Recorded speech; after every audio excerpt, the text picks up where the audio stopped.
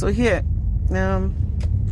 going right, you can see the winker on the right hand winking properly at the right speed, right frequency.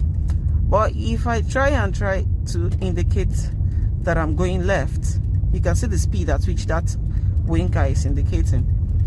That turn signal is simply showing us that we have either a single bad bulb or both bulbs are bad on the right hand side. Now watch the left hand again. See that frequency at which is going? See that?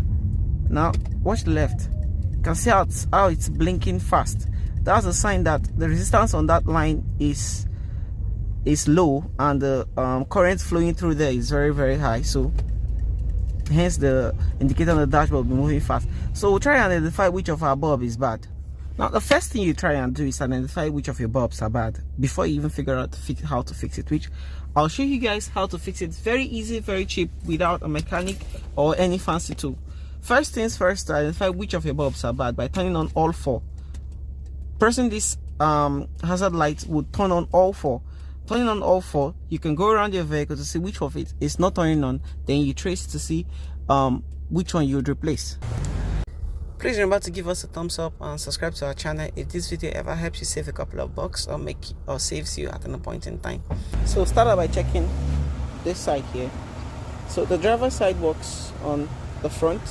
Then we'll go behind it to see the rear left. It also works. Then we'll go to the front here, see if it works, and then you see that the front right also works.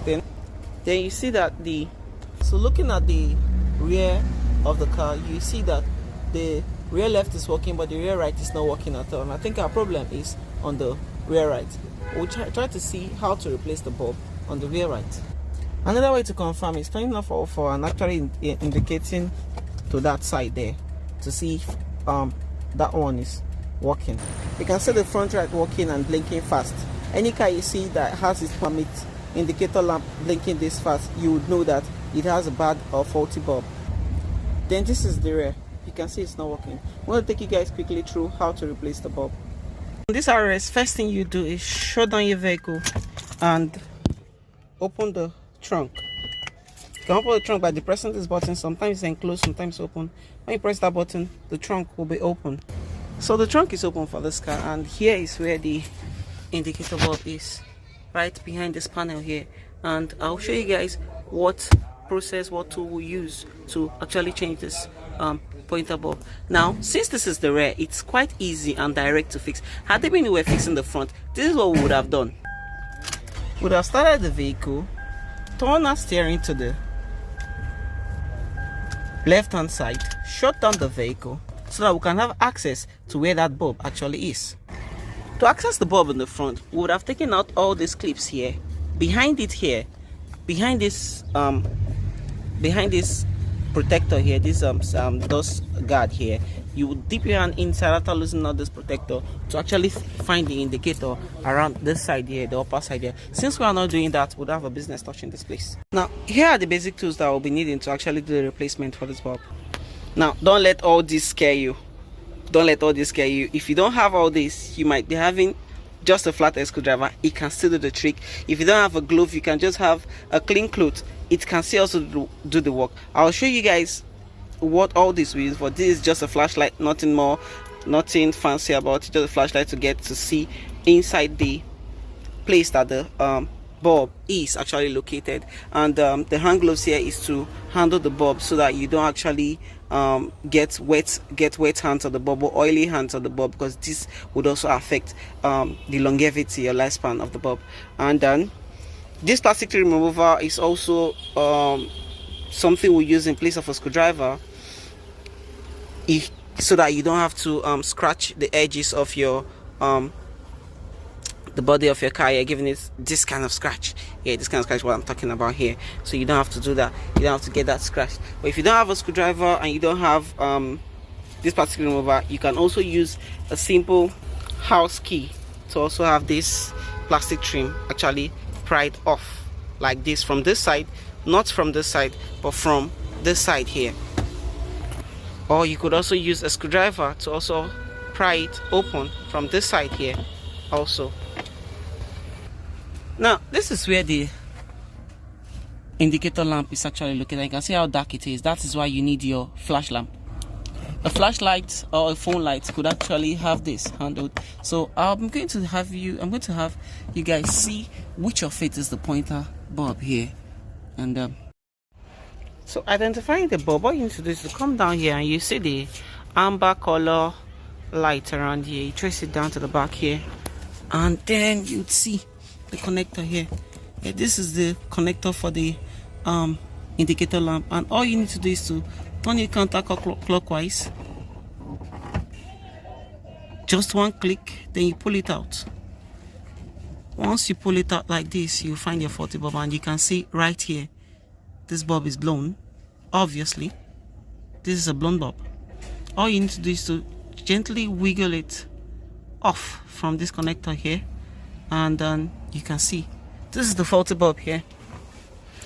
This is a faulty bulb, and you can see it here.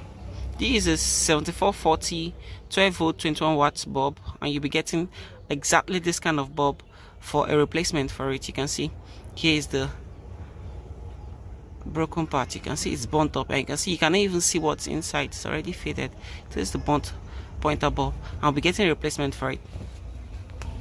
So here, so I've gotten my replacement bulb, and it's actually good practice to get two bulbs, because once one side is dead, it's a high likelihood that the other one is dying out. So you get two bulbs so that whenever the other one dies out, you can quickly replace it without going to the market to get another one. So here it's a single filament bulb with the same 12 volt 21 watts, and here 12 volt 21 watts. The 7440 is not written on this, but it's exactly the same bulb. So we'll be replacing it like so. Here it is. So here is the bulb. I'll be putting it right into the socket. You can see I'm handling it with my glove so that I don't get it wet or get it stained with oil. So this is how you put it in. Just slide it in, make sure it's all snug and fitted properly in, and then you go and test before you assemble everything.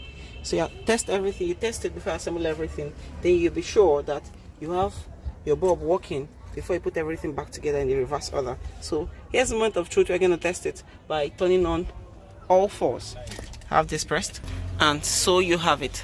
That bulb is working perfectly for another 10,000 miles or more. And just like so, you've become a hands-on mechanic fixing your indicator lamp by yourself. So here we go. Just replacing this bulb has fixed that issue. You can see that pointer bulb pointing, indicating at the right frequency. This one's also doing the same. You can see the before, and this is the after. The before, and this is the after.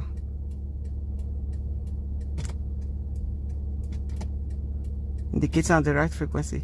Please do like and subscribe to our channel. You can see this one is also working. That one is working.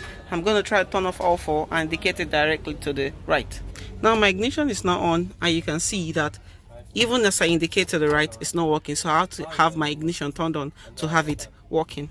So my ignition is turned on, and you can see the indicator is no longer blinking as fast as before. Now let's go look at it.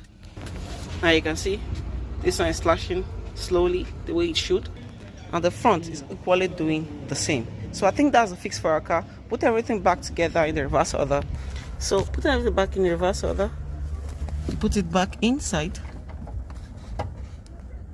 and put it clockwise, and that's a fix. If this video helped you, please remember to like and subscribe to our channel. So fixing this slab, remember in the reverse order, the way you took it out, put this one here, it slides in like this, and then it clicks in. Once it clicks in, it's all flush, and that's how you easily fix your indicator lamp. Remember to like and subscribe to our channel if this video has helped you save a buck or two, and now you're officially a hands-on person. Anybody can have this done. Having their indicator lamp fixed is one of the easiest things you can do on a vehicle. Thank you for watching.